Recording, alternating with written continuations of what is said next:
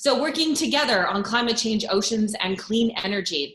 The idea around this is achieving a more sustainable future requires tackling climate change, improving the health of the world's oceans, and transforming the way we produce, transport, and use energy. The interconnected world that we live in requires us to work with international partners to develop truly global solutions.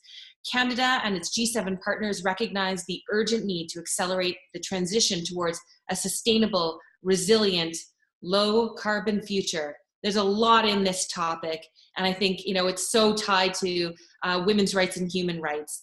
But I'm really curious to hear what all of your thoughts are as you represent women from around the world. Jessica, you're always first to jump in. I love it. Go Italy.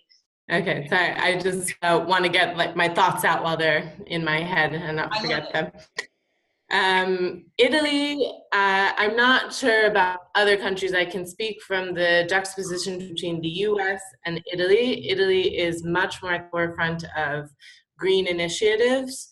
I love what they are doing and their ideas about keeping their environment clean by using what's available to them, their own resources, and not going beyond their means, right? So most of Italy, like I live in the south of Italy in Rome and below, people leave in air conditioning here, they don't use it. It gets to 50 degrees plus maybe, people don't use air conditioning. People don't use drying machines for their clothes.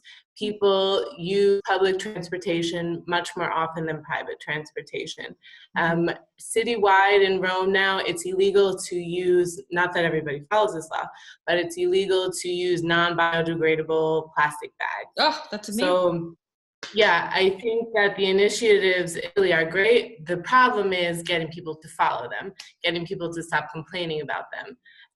So taxing more things that don't follow this. I mean, there are a lot of corporations that push their items in grocery stores, lots of plastic everywhere, plastic packaging, straws in bars. These things need to be taxed so they can eventually be phased out. And it all starts with education. So if you teach children from a young age about sustainability, about actually everything that they do impacts the planet every day, then once they grow up, I mean, obviously it's a long-term plan, they will then think twice about throwing that cigarette butt on the ground, which is a huge problem in Rome, actually one of the leading causes of litter, cigarette butts everywhere. To conclude with. Yeah. Carolina. I agree 100% with education being one of the key aspects of changing our perspective on climate change and improving the way we live on this planet and how we honor it.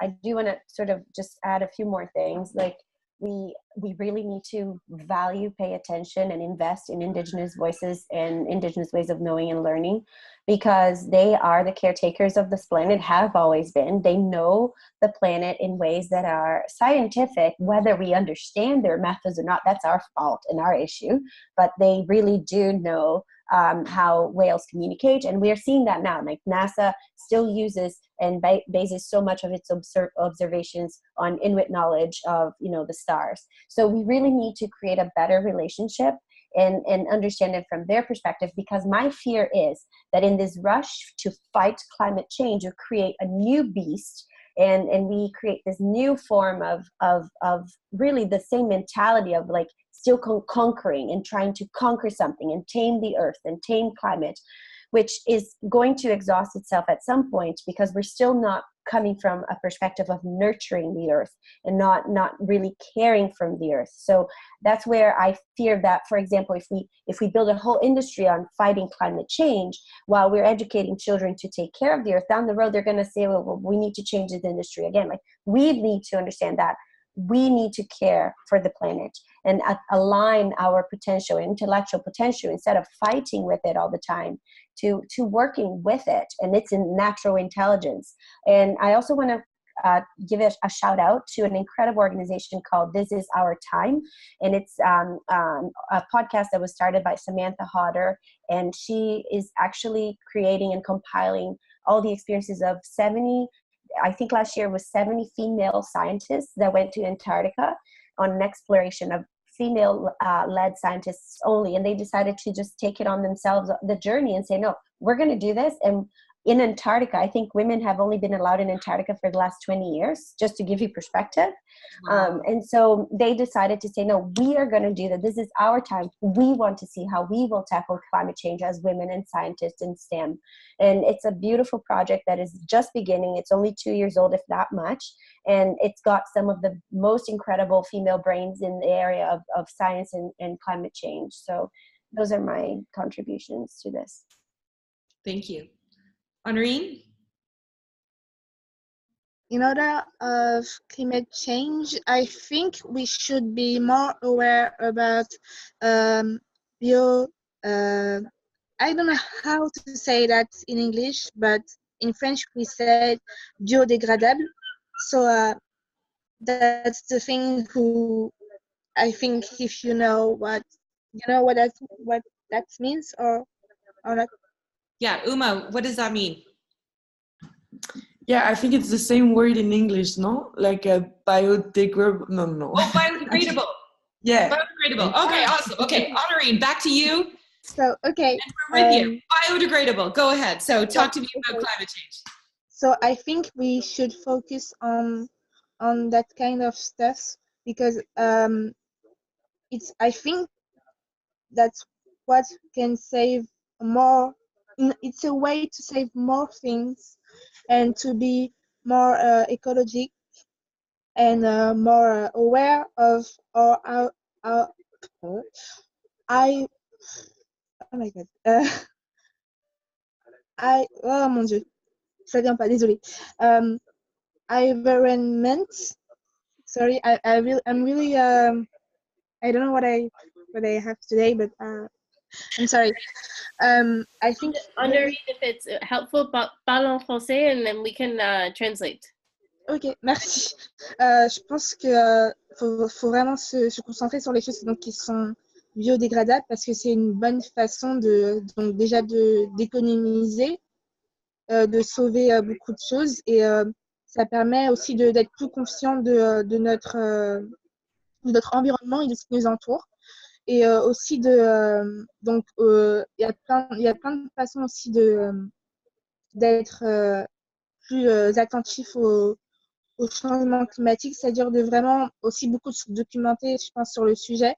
Il y a beaucoup de livres, de choses qui en parlent, et aussi de se demander, en tant que femme, qu'est-ce qu'il y a dans mon quotidien qui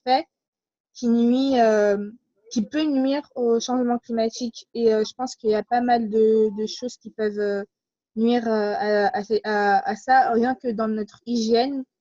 Par exemple, avec les tampons ou avec les serviettes, c'est des choses qu'on pourrait trouver, avec lesquelles on pourrait trouver des manières de les rendre moins toxiques et donc plus.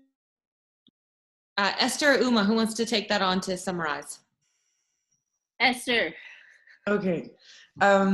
Well, Honorine was talking about the lack of education and around ecology and biodegradable. I can't say that word in English. Biodegradable. Thank you. And how we need to invest in education, to educate people around this subject. And she also made a really important point on how it's also about women to realize and to be conscious about how they consume, in terms of hygiene, for example, with tampons and etc. And so Honorine said that it starts for women. It starts by being conscious about how you, as a woman, consume and seed your environment. I think so. I love that. Thank you for sharing that. And Honorine, I totally agree with you. I'm mad, the carbon footprint that women leave just from our monthly cycle is really, that's something that we don't discuss because it's been faux pas, but I'm sure Carolina would discuss it with us, right, Carolina? Okay, let's go to Sarah Jean in Japan. Hi, I've been just thinking, we've talked a lot about the important role of education, and I think in the area of the environment in Japan, when I compare to the US, like other people have. I mean, there's such a stronger awareness, whether it's about the biodegradable, the recycling, and energy, because we're a country that lacks a lot of natural resources. But I think going back to what Carolina was saying earlier, was that it's really important we have our voices heard, not wait for people to ask us what we think, because in Japan, women have been the big people at the front of the anti-nuclear weapons movement, and in post-2011, anti-post-nuclear power movement. But actually, I don't want to say because women don't have a lot of political power, but because women don't use a lot of political power here, we're going to see, I believe, one by one, these nuclear power plants reappear because government policy is set on that. But I think whether we're talking about what we do at home, we shouldn't wait for somebody to just listen to us. We need to speak out, whether it's about what's happening in the company or in the workplace. We need to speak out. And whether we're talking about it at this political arena, we have to use our political power, our economic power, and help empower other women to use their power in whatever way we can. And I think the awareness is important. That's one part. But women need to take it beyond just for better or worse, it becomes such a stereotypical thing in Japan that women are responsible for the home. So therefore, they're really good at taking care of those things at home. It's got to go way beyond that. And we can't wait for people to ask us. Agreed. Esther, you did a great translation, but I'd love to hear your thoughts around climate change and what we'd like to see the G7 talking about. I agree with everyone, every point was really relevant and I completely agree with everyone, yeah. But I wanted maybe to make a point on activism and how it is important for the feminist community on a local and global level to include this kind of problematics and this fight, because I do think that climate change and feminism is the same fight, and we tend to kind of separate this kind of two problematics, but they're, because it's all about, it's systemic. So the climate change is systemic. It's about women. It's about how do you use your body, how do you invest the space, how do you produce, who produce, etc., etc. So I do think that we need to include in the activist discourse this kind of problematics, because we tend to just talk about I don't know economy or blah blah blah in feminist causes, but less about ecology and climate change.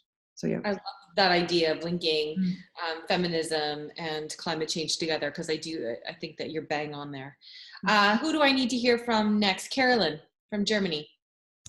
Right, so when we talk about climate change, I think there are 3 important points. The first one is that the G7, in general, they have to make sure that people are being involved on a local level, and that the cities are given the tools needed to make our cities and everyday life and our everyday business more environmental friendly. And then the second thing is that people need to invest in young people, in our youth, because I think young people, they have a lot of ideas, and see what solutions they have.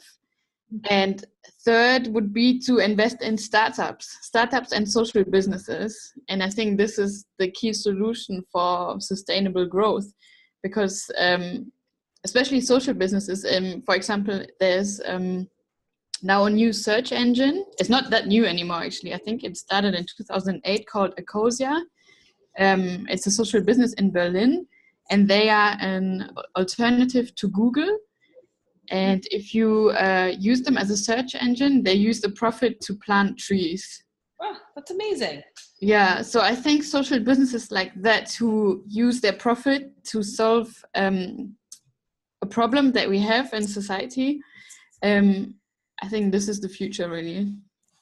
I love that. I just had a really interesting conversation just the other day talking about if we took as much energy into growing you know, how we want to scale our companies up in growth, and you actually took that energy and sustained what your company was doing, but used that to do something for good.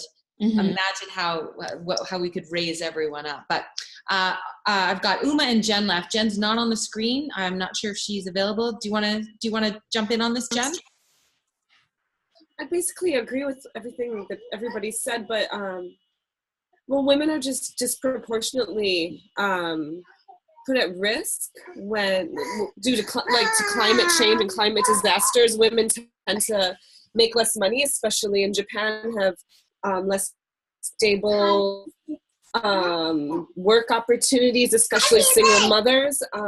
And so when we do experience disasters like the one in 2011 that Sarah Jean talked about, the nuclear disaster, you know, women are going to be affected more. So we just need to be at the table. And I think that, like Sarah Jean said, the consciousness about climate change in Japan is quite high. And people, I think that's what you said.